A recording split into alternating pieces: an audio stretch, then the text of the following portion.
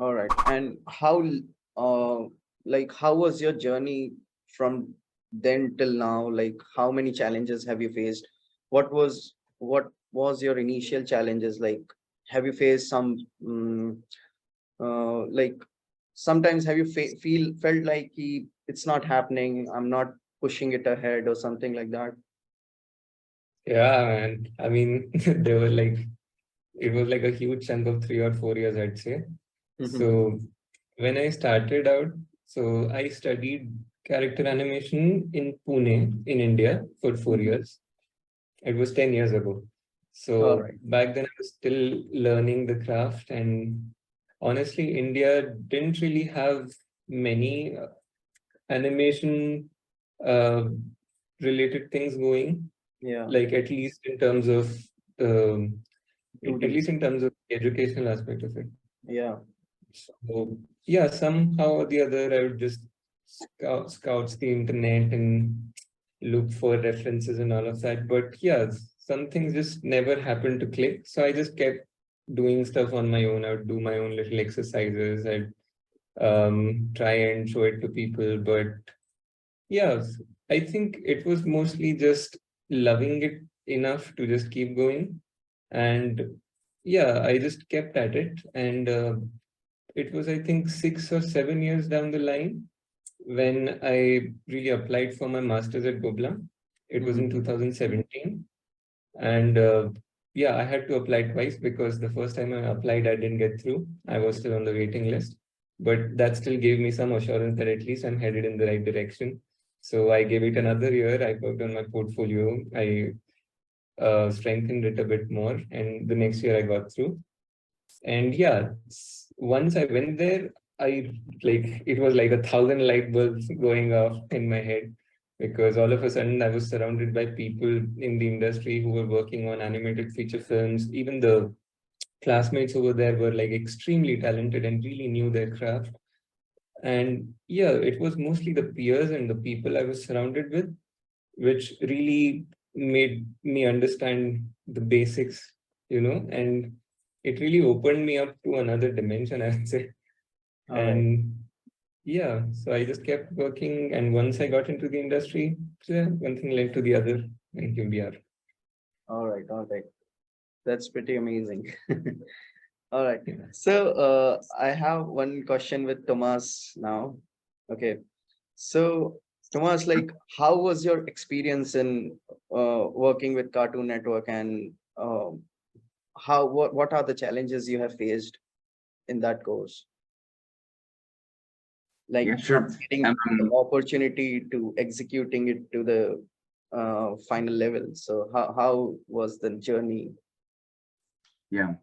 Well, the Cartoon Network experience was a different thing for me because I used to work just as an animator. Like I would be part of teams. People would tell me, you are part of this team. You have these shots uh, assigned, and that's it. So when this Cartoon Network opportunity came, it was like a really big leap. It actually came. It came from the Cartoon Network marketing team. They were looking for animators to make this little sort of marketing project of promoting Craig of the Creek, this show that they have, with Yeah. an animator, right? So they were usually starting to look for just for animators to build probably like a team. Yes. But then they reached out to this other friend of mine, which is a Colombian animator called Daniel, which I mentioned before. And when we both got that invitation, the same invitation, we agreed to maybe propose if we could direct the whole thing, and they agreed. They said, "Yeah, sure. Give us the whole direction of the project." So it was a new challenge for me because I had never directed something in my life, and it had a lot of stuff to overcome. I mean, thankfully, I had like Danielle that already had experience with this to guide me with this. But it's a very big thing, even though the final product is a short thing. It lasts like 30 seconds. It's very, very short animated thing. You still have to plan a lot of stuff. You need to plan pre-production. You need to then see how you're going to produce that, how many people you need, how much time is it going to take? Yes, and you need to focus on each of those stages, which I knew, like the technical and I knew the knowledge of how that worked, but I never got into really making it work. So it was complicated, especially the part where you have to handle people, because the creative part was like the easiest part. Like, okay, we need to present first like a storyboard for this. Like, how is it going to pace out based on sort of like the script or the idea they gave us? Yes, you just go and you do a storyboard, you start making art for it. Like, how are these scenes going to be, the colors, the lining, how's it going to be, like, how's it going to feel? So that was kind of like the easiest part of it, designing the characters to make them look anime. That was like the easiest part, but making everything like match so that you can transfer that to other teammates and have like a department for you to make the backgrounds, for example. Yes, you have to be able to communicate that correctly so that it will match good with the animation. And then how would you transmit and give corrections to your animation team, which was just a few people. I believe we were like 4 animators between Daniel and me, but still you have to be checking on them. You need to make sure that what they were doing, how you were giving them notes. So that was like a whole new experience for me. And I gotta say, I'm really thankful I got to do this with someone else that already had the experience, because Daniel guided me through a lot of stuff and he took like the lead when I couldn't. But that was the biggest challenge, like jumping from just an animator, because as an animator, you just solve stuff like visually. You go and you draw and you solve movement, you solve like visually what you're asked. But as a director, you need to think globally of the whole thing, and not just in this sense, like I said, on the artistic sense, but you have to know how to manage everything, like the times. So it becomes like a sort of producer side of thing. Yes, where you need to think of all these things. Yes, and of course, at some point you also need to think about budget. Yes, about how money you have, because those questions come in play.